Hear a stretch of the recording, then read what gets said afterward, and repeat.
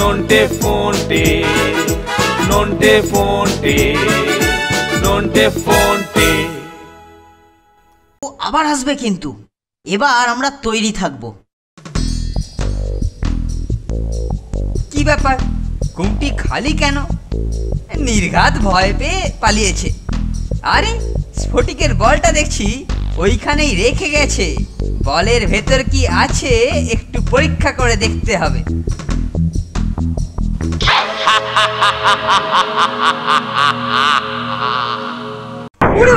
ওরে বাবা রে, এটা আবার কি?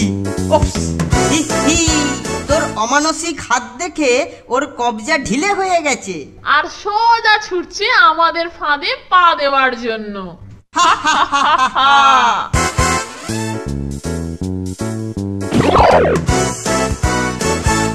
নাবা নাবা বলছি নন্টে ফন্টে, একবার একবার হাতে পাই, পিঠের চামড়া আমি গুটিয়ে দেবো।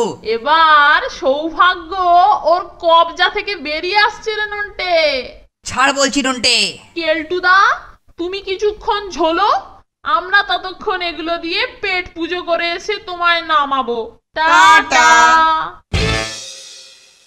নন্টে ফোনটে, নন্টে ফোনটে, নন্টে ফোনটে।